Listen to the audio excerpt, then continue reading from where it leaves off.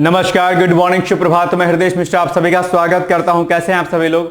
I hope आप सभी लोग अच्छे होंगे और अपनी पढ़ाई को बहुत ही बेहतर ढंग से कर रहे होंगे। आइए आज के दिन की शुरुआत करते हैं और करते हैं शुरुआत आज के करंट अफेयर्स की क्लास की। देखिए, जैसा कि मैंने पहले भी कहा था कि क्लास हमारी आपकी जो भी परीक्षाएं आगामी है, लेखपाल की, बीडीओ की, लोअर पीसीएस की, आपके हाईकोर्ट आरओ की, सचिवालय आरओ की, पीसीएस की, सभी के लिए ये इंपॉर्टेंट क्लास होती है। तो आप लोग इसको बहुत ही शिद्दत के साथ देखने का प्रयास किया करिए। कल हमने आपसे प्रश्न पूछा था, इसका उत्तर आप लोगों ने नहीं दिया था। मैं आपसे उम्मीद करता हूं कि यूपीआई पर यह प्रश्न आपको जरूर देना है। इसका उत्तर यूपीआई के बारे में बहुत सारे फैक्चुअल डेटा और बहुत सारी चीजें आपके एग्जाम में पूछी जाती हैं। ठीक, आज का पहला टॉपिक क्या है? Boost electric jump take off परियोजना और भारत का विमानन इकोसिस्टम, इसमें आज चर्चा की गई है। तो अभी दरअसल क्या हुआ है कि जो विज्ञान एवं प्रौद्योगिकी विभाग जो आपका है, जिसको हम लोग डीएसटी के नाम से भी जानते हैं, हाल ही में भारत सरकार के विज्ञान एवं प्रौद्योगिकी विभाग डीएसटी, अच्छा डीएसटी की फेलोशिप भी मिलती है, आप लोग शायद जानते होंगे, है ना। डीएसटी की फेलोशिप मिलती है, +2 के बाद मिलती है, प्लस बीएससी एमएससी करने के दौरान मिलती है, पीएचडी के दौरान भी मिलती है।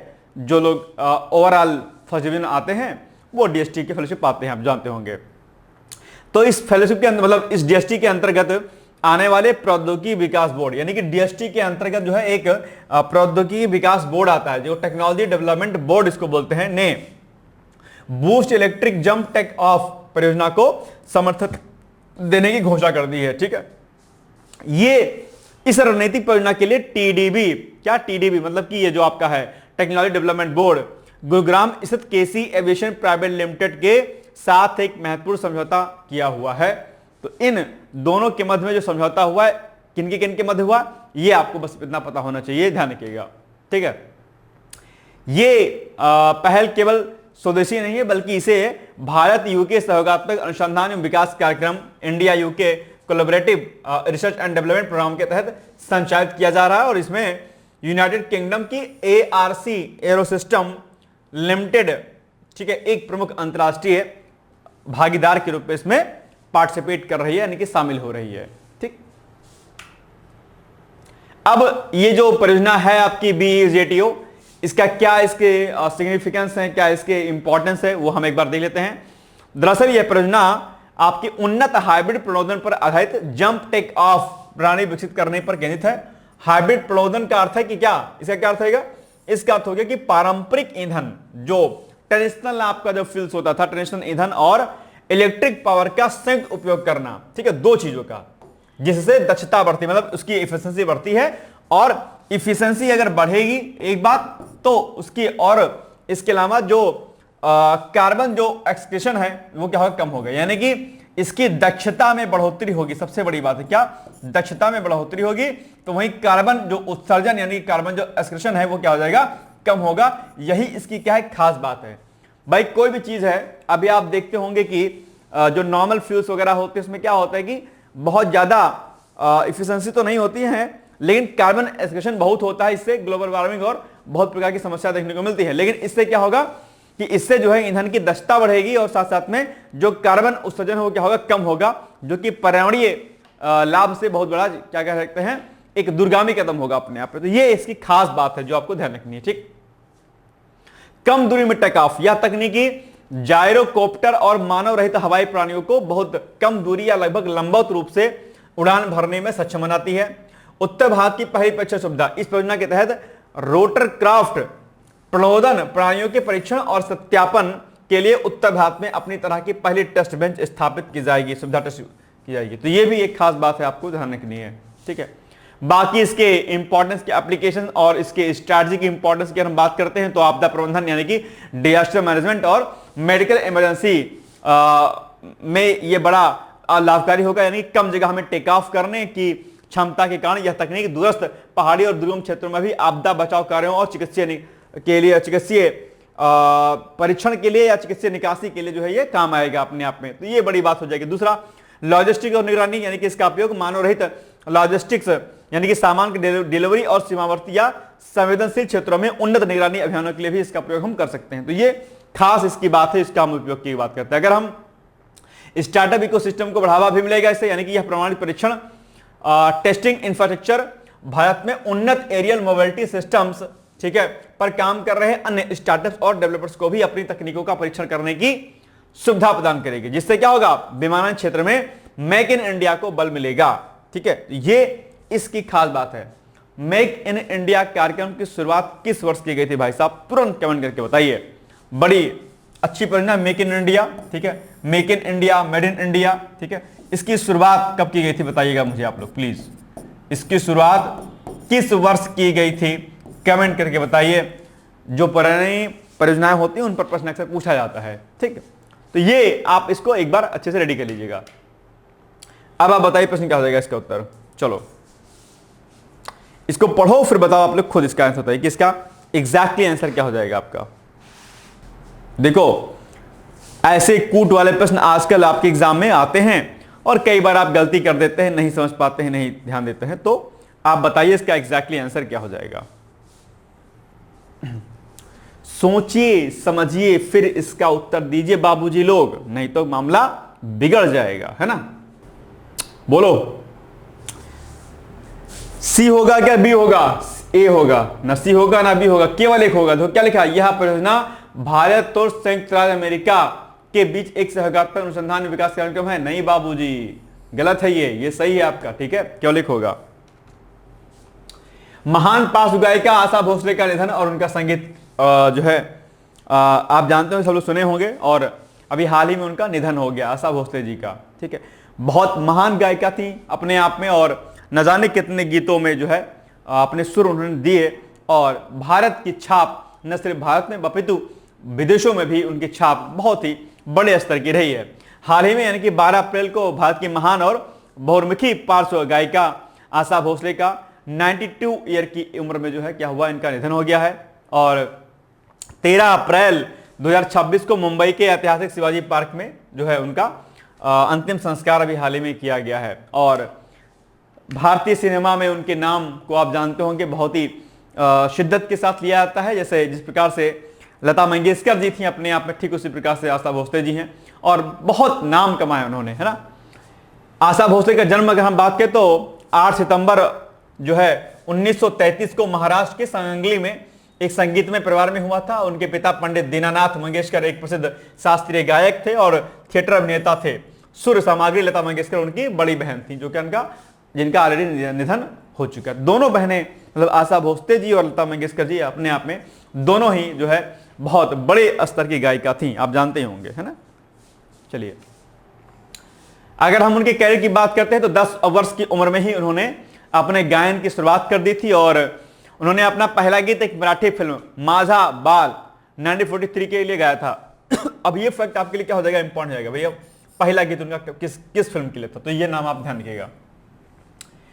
उन्होंने 1948 की फिल्म चुनरिया के गीत सावन आया से पार्श्व गायन की शुरुआत की थी, यह भी आपके लिए फैक्ट इंपॉर्टेंट है। 8 दशकों से अधिक लंबे समय तक जो है उन्होंने कार्य किया अपने आप में, और अलग अलग क्षेत्रों में मराठी, बंगाली, गुजराती से लगभग 20 से अधिक भारतीय और विदेशी भाषाओं में 12,000 से अधिक गीत गाए। सोच लीजिए 12,000 से अधिक उन्होंने गीत गाए, बहुत बड़ा अपने आप में क्या है रिकॉर्ड है। 12,000 सोचो, आप अगर 10-12 गाने भी डेली सुनोगे ना तब भी बहुत समय लग जाएगा आपको सुनने में। अब आप सोच लीजिए, ठीक है। और बहुत चीजें अलग अलग रही हैं, उन्होंने अलग अलग फिल्मों में अलग अलग जो है जो संगीतकार हैं उनके साथ में मिलकर के काम किया, ठीक है। अगर हम उनके पुरस्कारों और सम्मानों की बात करते हैं तो भारत सरकार और विभिन्न संस्थाओं द्वारा संगीत के क्षेत्र में अलग अलग सम्मानों से इनको सम्मानित किया गया, जैसे कि पद्म विभूषण, ठीक है। ये सब भैया आप लोग याद कीजिएगा प्लीज, ठीक है। 2008 कला के क्षेत्र में उनके असाधारण योगदान के लिए भारत सरकार द्वारा उन्हें देश के दूसरे सर्वोच्च नए सम्मान से सम्मानित किया गया 2008 में पद्म विभूषण से। दादा साहब फाल्के पुरस्कार भी उनको वर्ष 2000 में मिला, यही पॉइंट आपके लिए इंपॉर्टेंट है, ध्यान रखिएगा। उनके भारतीय सिनेमा में उनके आजीवन योगदान के लिए उन्हें जो है हिंदी सिनेमा का ये सर्वोच्च सम्मान इनको दादा साहब फाल्के पुरस्कार दिया गया। महाराष्ट्र भूषण पुरस्कार से भी इनको सम्मानित किया गया वर्ष 2021 में। राष्ट्रीय फिल्म पुरस्कारों की हम बात करते हैं तो उन्हें 2 बार सर्वश्रेष्ठ महिला पार्श्व गायिका का राष्ट्रीय फिल्म पुरस्कार, यानी कि पहला फिल्म उमराव जान 1981 के लिए और दूसरा इजाजत 1987 के लिए मेरा कुछ सामान के लिए इनको दिया गया। तो ये ऐसे ये तो बहुत बड़े पुरस्कार हैं, इसके अलावा बहुत सारे पुरस्कार इनको मिले। इसके अलावा Guinness book of world records 2011 की हम बात करते हैं तो संगीत के इतिहास में सबसे अधिक स्टूडियो रिकॉर्डिंग क्या सबसे अधिक स्टूडियो रिकॉर्डिंग करने वाले कलाकार के रूप में उन्हें गिनीज बुक में आधिकारिक तौर पर विश्व रिकॉर्ड धारक के रूप में उनको मान्यता दी गई। तो ये प्रसिद्ध कुछ उनके पुरस्कार हैं जो इनको मिले थे। आप इनका नाम एक एक करके ध्यान रखिएगा। अब आप बताइए भाई साहब क्या हो जाएगा इसका एग्जैक्टली उत्तर। महान पार्श्व गायिका आशा भोसले को भारतीय सिनेमा के सर्वोच्च सम्मान दादा साहब फाल्के पुरस्कार से किस वर्ष सम्मानित किया गया? अभी देखो हमने आपको बताया था दादा साहब फाल्के पुरस्कार, ये देखो बैक मेमोरी में जाइए और ये देखिए 2002 में। तो अब देखो टिक लगा दिए फटाक से, यहां पर वर्ष द्वार कहां पर है? बी वाले ऑप्शन में, यानी कि B is the right answer. ठीक है, चलिए। सिएटल में स्वामी विवेकानंद की आदमकद प्रतिमा का ऐतिहासिक अनावरण अभी रहा है। ठीक है, क्यों चर्चा में रहा? क्योंकि अभी हाल ही में संयुक्त राज्य अमेरिका में, मतलब अप्रैल माह में ही सिएटल शहर के डाउनटाउन में, क्या डाउनटाउन में स्थित प्रतिष्ठित वेस्टलेक स्क्वायर पार्क में महान भारतीय दार्शनिक और आध्यात्मिक गुरु कौन? स्वामी विवेकानंद जी की जो है लाइफ साइज कांस्य प्रतिमा का अनावरण किया गया। ये बड़ी बात है अपने आप में। वहां पर ये एक ऐतिहासिक घटना है क्योंकि सिएटल अमेरिका का एक पहला ऐसा नगर निकाय बन गया है जिसने आधिकारिक तौर पर स्वामी विवेकानंद की प्रतिमा स्थापित की है। तो अब इस शहर का नाम आपको याद होना चाहिए। विदेश में हमारे महापुरुषों का लोग सम्मान करते हैं, उनको पूछते हैं, उनके सिद्धांतों को अपनाते हैं, उनके राह पर चलते हैं। हम भारतीय उल्टा उनके खिलाफ जाते हैं, मतलब कि हम हमारे महापुरुषों का हम ख्याल नहीं करते हैं। हम बॉलीवुड के जो नाचने गाने वाले जो लोग होते हैं, हम उनकी बात को सुनते हैं, हम उनको आइडियल मानते हैं, हम उनके लाइफ स्टाइल को फॉलो करते हैं, हम उनके ड्रेसेस को फॉलो करते हैं। हमें लगता है कि आई एम मॉडर्न, हम मॉडर्न हैं। No, you are not modern, you are very, क्या इसको मैं चीप थिंकिंग बोलता हूं अक्सर, है ना, कि आप किसी को कॉपी करते हैं उसके बैड थिंकिंग को आप। ठीक, आप अगर किसी को अगर अपना आइडियल मानना चाहते हैं तो हमारे जो संत रहे हैं, महात्मा जो रहे हैं, हमारे जो महापुरुष रहे हैं, जो वैज्ञानिक रहे हैं, जैसे डॉक्टर APJ अब्दुल कलाम जी हो गए, भगत सिंह हो गए, ठीक है, चंद्रशेखर हो गए, इनको आप फॉलो कीजिए जिससे आपको आपके जीवन में एक नया बदलाव आए। ठीक है, बॉलीवुड को या फलाना ढिमका को या क्रिकेटर को फॉलो करने से कुछ नहीं बनता, कुछ नहीं होता भाई साहब। ठीक है, अपना पैसा लेकर के मौज मस्ती करते रहते हैं, देश के लिए कोई कॉन्ट्रीब्यूशन नहीं है, ना क्रिकेटर का ना बॉलीवुड का। ठीक है, अब आप एक्सक्यूज जरूर देते रहते हैं कि नहीं देश का नाम करते हैं, कुछ नहीं नाम वाम करते हैं, फालतू वाली बात होती है। देश का नाम रोशन करने के लिए हमारे देश की आर्मी है, नेवी है ना, ये लोग नाम रोशन करते हैं। क्रिकेटर से सबसे बड़ा जुआ है अपने आप में। खैर एनीवेज, अगर हम इसके अनावरण की बात करें तो इस कांस्य प्रतिमा का संयुक्त रूप से अनावरण सिएटल की नवनिर्वाचित मेयर सुश्री केटी विल्सन और सिएटल स्थित भारत के महावाणिज्य दूत जो council general of India Prakash Gupta द्वारा किया गया। और यह प्रतिमा दरअसल भारतीय सांस्कृतिक संबंध परिषद, Indian council for cultural relations ICCR द्वारा सिएटल शहर की बहुसांस्कृतिक और समावेशी भावना के सम्मान में उपहार स्वरूप दी गई है। अनावरण समारोह ICCR दिवस के विशेष अवसर पर आयोजित किया गया। तो ये एक खास बात है जो कि वहां पर अभी किया गया, तो ये बड़ी बात है। अब इस मूर्तिकार, इस मूर्ति को बनाने वाले मूर्तिकार कौन है? तो नरेश कुमार कुमावत द्वारा इस मूर्ति का निर्माण किया गया है। ऐसी प्रसिद्ध मूर्तियों का मूर्तिकार का नाम आपको पता होना चाहिए। वेस्टलेक स्क्वायर सिएटल शहर का एक प्रमुख मिलन स्थल है।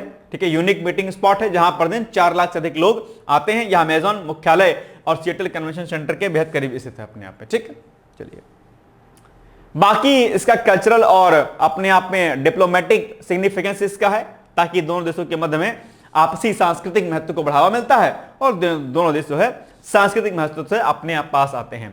बाकी स्वामी विवेकानंद जी को आप जानते होंगे, उनके बारे में यहां पर पॉइंट्स लिखे गए हैं, आप इसको एक बार पढ़ लीजिएगा।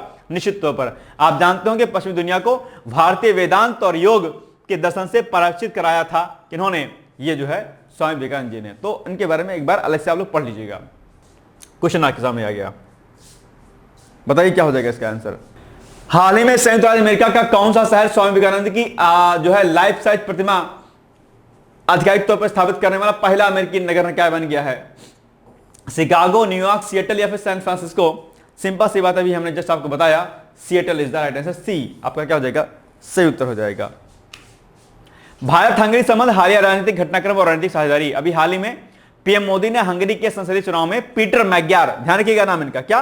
पीटर मैग्यार और उनकी टिज़ा पार्टी, ठीक है, को उनकी शानदार जीत पर बधाई दी है। और इससे दोनों देश जो है क्या होंगे? नजदीक आएंगे और भारत सरकार ने इस अवसर पर दोनों देशों के बीच गहरे ऐतिहासिक संबंधों को, साझा मूल्यों और आपसी सम्मान को रेखांकित किया। साथ ही द्विपक्षीय सहयोग और भारत यूरोपीय संघ रणनीतिक साझेदारी को और अधिक प्रगाढ़ करने की प्रतिबद्धता भी व्यक्त की है। अभी आप जानते हैं वहां पर हाल ही में इलेक्शन थे और भाई साहब ये जो है पीटर मैकगियान जो है वहां के चुनाव जीत गए हैं। ठीक, हंगरी की अगर बात करते हैं तो हंगरी मध्य यूरोप में स्थित एक स्थल रुद्ध यानी कि लैंडलॉक कंट्री, यानी कि उसके चारों तरफ केवल जमीनी सीमाएं वाले देश हैं, समुद्री सीमा इसकी कोई नहीं है। राजधानी इसकी क्या है? बुडापेस्ट है। क्या? बुडापेस्ट इसकी राजधानी है, जो यूरोप की सबसे महत्वपूर्ण और दूसरी सबसे लंबी नदी डेन्यूब के तट पर क्या है? स्थित है। ये खास बात है अपने आप में जो कि आपको ध्यान रखना है। ये सब फैक्ट बड़े इंपॉर्टेंट होते हैं भाई साहब। देखो ये फैक्ट सबसे इंपॉर्टेंट मिल गया आपको। अब ऐसे आपको क्या करना, याद रखना है चीजों को, ठीक है। सीमावर्ती अगर हम देश की बात करते हैं तो हंगरी अपनी अंतरराष्ट्रीय सीमाएं 7 देशों के साथ में साझा करता है, जिसमें उत्तर में स्लोवाकिया है आपका। क्या? उत्तर में स्लोवाकिया आ जाएगा, ये देखिए आपका, ठीक है। ये है आपका हंगरी है, यहां पर आप देख पा रहे होंगे ये हंगरी है। उत्तर में क्या दिखेगा आपका? उत्तर दिखेगा आपका स्लोवाकिया, ये देखिए स्लोवाकिया है यहां पर, ठीक है। ये स्लोवाकिया हो गया। उत्तर पूर्व में यूक्रेन, उत्तर पूर्व में, ये उत्तर पूर्व में यूक्रेन आपको मिल जाएगा, ठीक है।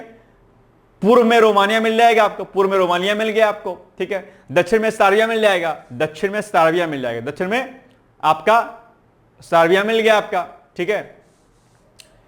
और क्रोएशिया भी है, सर्बिया और क्रोएशिया, तो ये क्रोएशिया मिल गया आपको, ठीक है। इसके अलावा दक्षिण पश्चिम में स्लोवेनिया, दक्षिण पश्चिम में आपको मिल जाएगा स्लोवेनिया मिल गया भाई साहब, ठीक है। और पश्चिम में ऑस्ट्रिया, और पश्चिम में मिल गया आपको ऑस्ट्रिया। ये कंट्री आपको यहां पर दिखाई दे रही होंगी। मैं इसको थोड़ा सा जूम करके मैं आपको दिखा देता हूं कि कहां कहां पर क्या है, क्योंकि मैप आपके लिए देखना क्या है, मस्ट है। मैप में जब आप चीजों को देखते हैं तो आपको लंबे समय तक चीजें क्या रहती हैं, याद रहती हैं भाई साहब। ये देखिए आप, ठीक है। ये में देखिए, ये क्या है आपका हंगरी है, ये देखो उत्तर में आपका स्लोवाकिया है, फिर उधर उत्तर पूर्व में जो है आपका रोमानिया है, मतलब पूर्व में, फिर दक्षिण में आपका साइबेरिया है, अपने साइबेरिया है, ठीक है। ये एक एक कंट्री जो है ना आपकी, ये आपको क्या नहीं, सर्बिया, हाँ ठीक है, ये सर्बिया हो गया। फिर आपका इधर देखिए क्रोएशिया हो गया, स्लोवेनिया हो गया आपका, इधर ऑस्ट्रिया हो गया आपका। ये सारी कंट्री आपको एक एक करके क्या करनी, याद रखनी है। देखो बाकी अगर आप देख पा रहे होंगे जो आपका ये है हंगरी, देखो चारों तरफ जो इसकी सीमाएं हो रही हैं, ये किसी भी इसकी सीमा किसी भी देश से नहीं जुड़ती है जहां पर आपस में कोई समुद्र है या कोई समुद्री सीमा इसकी नहीं है। ये क्या है, हंगरी लैंडलॉक कंट्री है, मतलब कि स्थलरुद्ध देश है, यानी कि इसकी कोई सीमा समुद्र से नहीं टकराती है। बस आप ये समझिए इसको, ठीक है। चलिए, हंगरी 2004 में, कब? 2004 में यूरोपीय संघ यानी कि यूरोपियन यूनियन का क्या बना, पूर्ण सदस्य बना था। भारत यूई रणनीतिक साझेदारी को आगे बढ़ाने में हंगरी की भूमिका अत्यंत महत्वपूर्ण है। अब आप लोग क्या करिएगा, यूरोपीय यूनियन को एक बार पढ़ लीजिएगा अलग से। ये मैं आपको टास्क देता हूं। यूरोपीय यूनियन का अध्यक्ष कौन है अभी फिलहाल में, इसका हेडक्वार्टर कहां पर है, कब इसकी स्थापना की गई थी, तो यूरोपीय यूनियन को एक बार आप लोग पढ़ लीजिएगा जरूर से, एनी हाउ। चलिए, भारत हंगरी द्विपक्षीय संबंधों की हम बात करते हैं तो दोनों देशों के मध्य में एक मजबूत रणनीतिक संबंध है अपने आप पे। और 1956 से हंगरी विद्रोह के दौरान संयुक्त राष्ट्र में भारत के तत्कालीन प्रधानमंत्री जवाहरलाल नेहरू की कूटनीतिक पहल ने दोनों देशों के संबंधों में गहरी आत्मीयता पैदा की थी। तो ये कुछ खास बातें जो हिस्टोरिकल हैं अपने आप में। सांस्कृतिक संबंध भी हमारे हैं अपने आप में, ठीक है। ये सारी बातें यहां पर लिखी गई करके आप इसको चाहे तो पढ़ सकते हैं, ठीक है। अब बाकी आर्थिक और बाकी अन्य सेक्टर में हमने कई सारे समझौता ज्ञापन पर साइन कर रखा है, ये आप ध्यान रखिएगा। हंगरी में नई सरकार के गठन के साथ ही भारत की दृष्टि यूरोपीय संघ के साथ अपने मुक्त व्यापार समझौते यानी कि FTA फ्री ट्रेड एग्रीमेंट की वार्ता को गति देने, ग्रीन एनर्जी ट्रांजिशन और हिंद प्रशांत क्षेत्र यानी कि इंडो पैसिफिक रीजन में आपूर्ति श्रृंखला की सप्लाई चेन को सूचित करने पर केंद्रित होगी। बाकी इंडो पैसिफिक रीजन पर मैंने कई बार कहा कि भैया हिंद प्रशांत क्षेत्र को आप लोग अलग से पढ़ लीजिएगा। हिंद प्रशांत क्षेत्र यानी कि इंडो पैसिफिक रीजन में कई सारे प्रश्न आपके एग्जाम में बनते हैं। अब आप बताइए इस पर क्या होगा प्रश्न, इसका उत्तर, ठीक है, जल्दी बताइए इसका भाई क्या हो जाएगा। Hungary, C is the right answer, ठीक है, ठीक है। चलिए, सिक्किम के मुख्यमंत्री और छत्तीसगढ़ के मुख्यमंत्री ने नई दिल्ली में प्रधानमंत्री मोदी से अलग अलग मुलाकात की और अब जो है अलग अलग मुद्दों पर चर्चा की है, आप जानते होंगे, ठीक है। ये अभी चर्चा में रहा है और कई सारे जो टेक्निकल इश्यूज आते हैं उन सारे मुद्दों पर और विकासात्मक परियोजनाओं पर जो है मंजूरी के लिए बात की है, ताकि छत्तीसगढ़ और सिक्किम में जो बेसिक इंफ्रास्ट्रक्चर है अपने आप में बुनियादी ढांचा हो क्या हो, डेवलप हो, अपने आप सुधार हो और सामाजिक आर्थिक जो सोशल इकोनॉमिकल जो वेलफेयर स्कीम्स हैं वो लागू हो और उस क्षेत्र का विकास हो, ठीक है।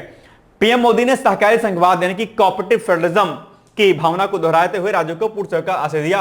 अब कोऑपरेटिव फेडरलिज्म मैंने कई बार समझाया है कि कोऑपरेटिव फेडरलिज्म को आप लोग पढ़ लीजिएगा, ये आपके प्री के लिए भी और आपके लिए मेंस के लिए भी आपके लिए क्या होता है, इंपॉर्टेंट होता है। कोऑपरेटिव फेडरलिज्म मतलब कि जहां पर केंद्र और राज्य मिलकर के काम करती हैं और केंद्र सरकार का पूर्ण सहयोग होता है राज्य सरकार को। अगर राज्य सरकार कुछ फंड की डिमांड करती है केंद्र सरकार से, तो केंद्र सरकार का यह दायित्व बनता है कि उसको क्या करे, काम करे। जब केंद्र और राज्य साझा प्रयासों से विकासात्मक गतिविधियों में संलिप्त होते हैं तो हम उसी को कोऑपरेटिव फेडरलिज्म यानी कि या सहकारी संघवाद का हम नाम देते हैं, ठीक है। और सहकारी संघवाद ही देश के आर्थिक, सामाजिक और राजनीतिक विकास के लिए क्या रहता है, उपयोगी रहता है, ठीक है। चलो, तो ये सारी बातें यहां पर रखी गई हैं और कई सारे जो चुनौतियां हैं, जो भौगोलिक चुनौतियां हैं, वो सारी बातें इन लोगों ने अपने यहां पर रखी। भैया हमारे यहां पर ये चुनौतियां, आप इस पर काम करिए। तो सरकार ने बजट के साथ साथ में फंडिंग की बात भी कही कि भैया हम वहां पर नई विकासात्मक परियोजनाओं को लॉन्च करेंगे, ठीक।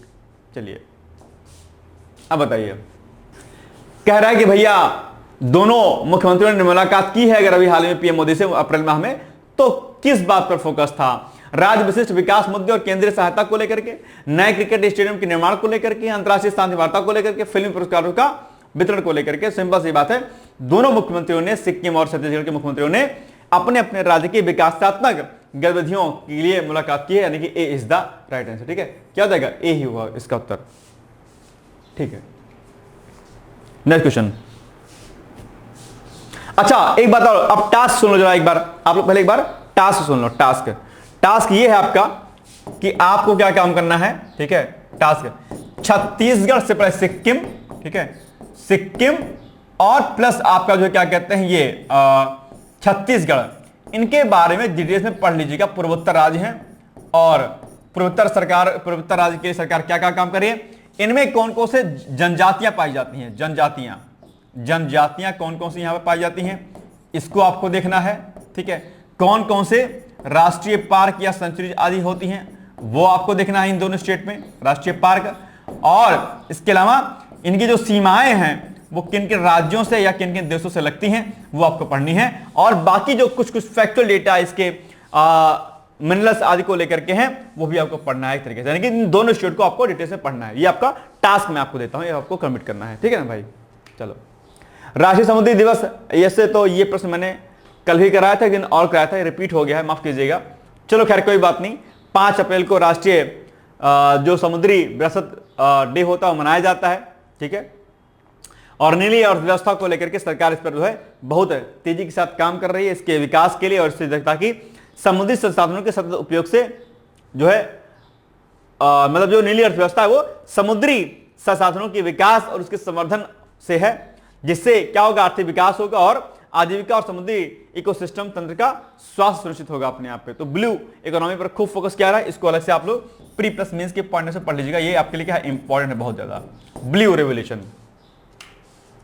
मतलब ब्लू इकोनॉमी, सॉरी, ठीक है। बस वही सारी बातें जो मैंने कल आपको बताई थी, चूंकि प्रश्न रिपीट हो गया है, माफ कीजिएगा आज इसके लिए, खैर कोई बात नहीं। स्लाइड ध्यान नहीं दिया मैंने, मुझे लगा शायद, है ना, ठीक है, छोड़ दीजिए। चलिए बताइए प्रश्न इस पर क्या बनेगा। जो भी खासकर जो इकोलॉजी यानी कि या फिर एनवायरमेंट से रिलेटेड जो दिवस आदि होते हैं वो आपके लिए बहुत इंपॉर्टेंट होते हैं, ठीक है। विश्व पर्यावरण दिवस, ठीक है, विश्व स्वास्थ्य दिवस, ये भी बड़ा इंपॉर्टेंट है। विश्व आर्द्रभूमि दिवस आपका, ठीक है। इसके अलावा पृथ्वी दिवस आपका, जल दिवस आपका, ये सब बहुत महत्वपूर्ण है आपके लिए, ठीक है। समुद्री दिवस, चलो बताओ प्रश्न क्या हो जाएगा इसका उत्तर। राष्ट्रीय समुद्री विरासत के सम्मान में प्रधानमंत्री ने 5 अप्रैल 2024 को किस क्षेत्र के महत्व पर बल दिया है?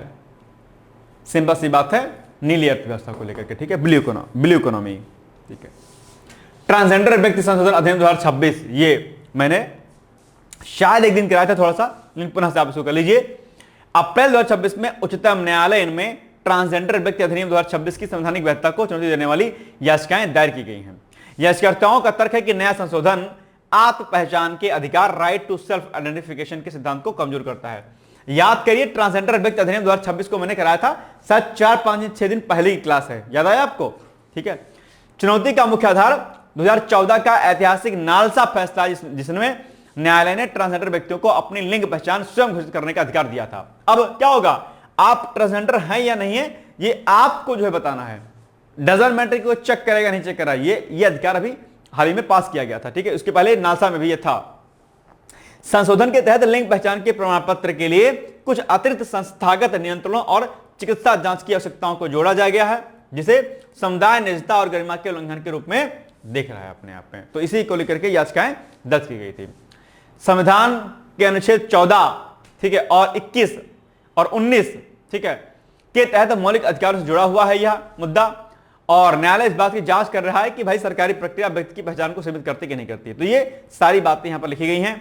और इसके अलावा इस पूरे विधेयक को आप चाहें तो पीआरएस की वेबसाइट से आप इसको डिटेल्स में आप देख सकते हैं। पीआरएस ये गवर्नमेंट ऑफ इंडिया की एक वेबसाइट है, जहां पर लोकसभा राज्यसभा के पेंडिंग बिल, पास किए गए बिल, उसकी ओरिजिनल कॉपी, समरी कॉपी सब अवेलेबल होती है, आप चाहें तो इसको देख सकते हैं। ठीक है ना भाई, चलिए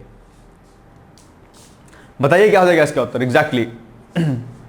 अप्रैल 2026 में उच्चतम न्यायालय में ट्रांसजेंडर व्यक्ति अधिनियम 2026 की संवैधानिक वैधता को चुनौती दी गई है।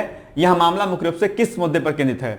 मुफ्त राशन अधिकार पर, आत्म पहचान का अधिकार, मतदान का अधिकार, विदेश यात्रा पर प्रतिबंध, किस पर ये बेस्ड है? सिंपल सी बात है, ये जो है आपका आत्म पहचान का अधिकार है, यानी कि B is the right answer. ठीक, ये सब भाई बहुत इंपॉर्टेंट क्वेश्चन है। ठीक है, ये सब पढ़ लीजिएगा आप लोग प्लीज। फ्रांसीसी कंपनी के साथ परमाणु ऊर्जा विकास के समझौता ज्ञापन अभी हुआ है।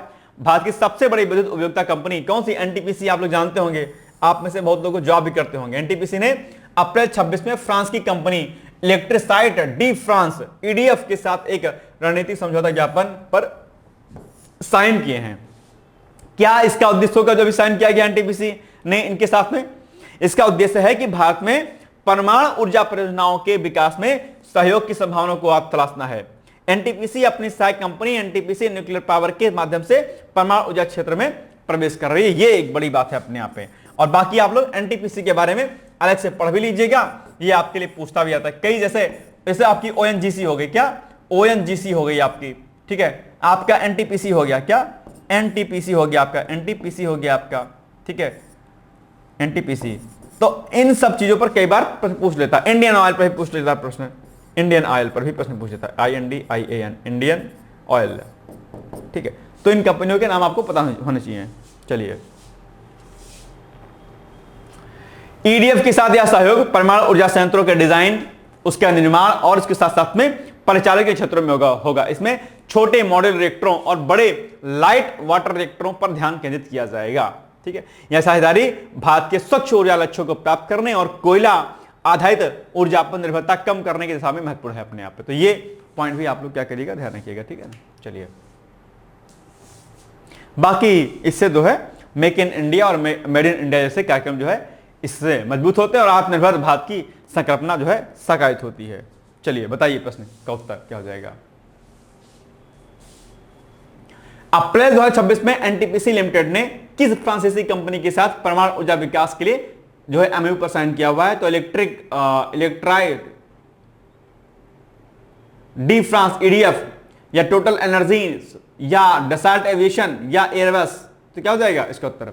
अभी हमने बताया ईडीएफ के साथ में। ठीक है, ए आज आपके प्रश्न है कि भाई बताओ भारत छोड़ो आंदोलन किस वर्ष शुरू किया गया था? बहुत कॉमन क्वेश्चन है, जल्दी से मुझे बताइएगा।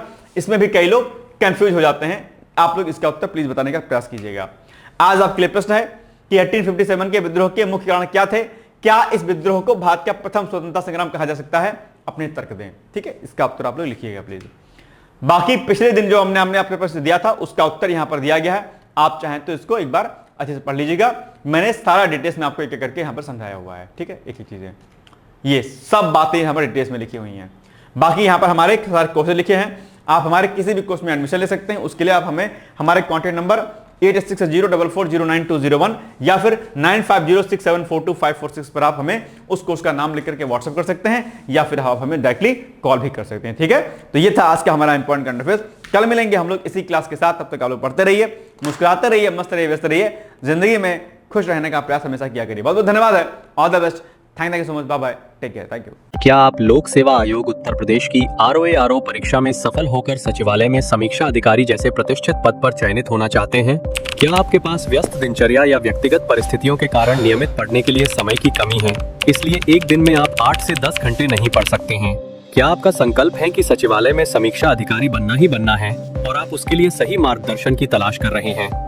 यदि आपके इन तीनों प्रश्नों के उत्तर हाँ हैं, तो आपकी खोज अब समाप्त होती है और आपके सपने को साकार करने के लिए आगामी समीक्षा अधिकारी परीक्षा की सुव्यवस्थित तैयारी हेतु डी-कोड एग्जाम लाया है अभ्युदय बैच। अभ्युदय बैच में आपको आगामी ROARO परीक्षा के प्रारंभिक और मुख्य परीक्षा के पूरे पाठ्यक्रम को अभी से एक साथ बहुत ही बेसिक लेवल से video lecture, PDF notes, test series और उत्तर लेखन कार्यक्रम के माध्यम से पूरे विस्तार से पूर्ण कराया जाएगा। हमारे अभ्युदय बैच की सबसे बड़ी विशेषता है कि इसमें साप्ताहिक टारगेट्स के अनुसार कम से कम 5 घंटे भी पढ़कर कोई अभ्यर्थी पूरा पाठ्यक्रम अच्छे से तैयार करके परीक्षा में सफलता अर्जित कर सकता है। अभ्युदय बैच में अनुभवी और समर्पित शिक्षकों द्वारा आधारभूत मानक पुस्तकों एवं स्रोतों पर आधारित पाठ्य सामग्री उपलब्ध कराई जा रही है, जिससे पाठ्यक्रम को सभी आयामों से कवर किया जा सके। इस बैच में पाठ्यक्रम को इस विस्तार से पढ़ाया जा रहा है कि इसमें प्रवेश लेकर आप न केवल ROARO परीक्षा बल्कि अन्य कई समकक्ष परीक्षाओं को भी एक साथ ही टारगेट कर सकते हैं। यानी इस परीक्षा के पाठ्यक्रम में सम्मिलित सामान्य अध्ययन, सामान्य ज्ञान, सामान्य हिंदी व्याकरण, रीजनिंग, मैथ, हिंदी आलेखन, निबंध आदि के विस्तृत अध्ययन से आप पूर्ण आत्मविश्वास से किसी भी परीक्षा में सफलता प्राप्त कर सकते हैं। उत्तर प्रदेश की PCS प्रारंभिक परीक्षा में भी इस बैच को पढ़कर सफलता प्राप्त की जा सकती है। इस बैच में निर्धारित लक्ष्य के अनुसार एक सप्ताह में मात्र 18 से 20 वीडियो लेक्चर देखने होते हैं, जो आप प्रतिदिन 4 से 5 घंटे का समय निकालकर आसानी से पढ़कर तैयार कर सकते हैं। ये बैच ऑनलाइन जरूर है, परंतु इस बैच में छात्रों और शिक्षकों के बीच सीधे संवाद के लिए प्रक्रिया निर्धारित है, जिससे अभ्यर्थी अपनी शंकाओं का व्यक्तिगत समाधान प्राप्त कर सकते हैं। आपके संकल्प को सिद्धि तक पहुंचाना ही अभ्युदय बैच की आधारभूत संकल्पना है। हमारा ये आत्मविश्वास संस्थान के 5 वर्षों की कठिन साधना की परिणति है। डी-कोड एग्जाम संस्थान अपने 5 वर्षों के सफर में ROARO परीक्षा में 45 से अधिक चयन सुनिश्चित करवाकर एक विश्वसनीय संस्थान के रूप में विख्यात है। इसलिए बिना किसी संशय के पूर्ण विश्वास के साथ आप भी हमसे जुड़कर अपनी सफलता का नया अध्याय लिख सकते हैं। इस बैच से जुड़ने के लिए हमारे संस्थान के नंबर 8604409201 अथवा 9506742546 पर व्हाट्सएप या कॉल करके बैच की पूरी जानकारी प्राप्त की जा सकती है। अभी 500 शुरुआती छात्रों को विशेष छूट भी प्रदान की जा रही है, इसलिए इस अवसर का लाभ उठाने के लिए अतिशीघ्र प्रवेश लेकर अभ्युदय बैच से जुड़े। प्रवेश के लिए अभी संपर्क करें और शुल्क में छूट प्राप्त करें।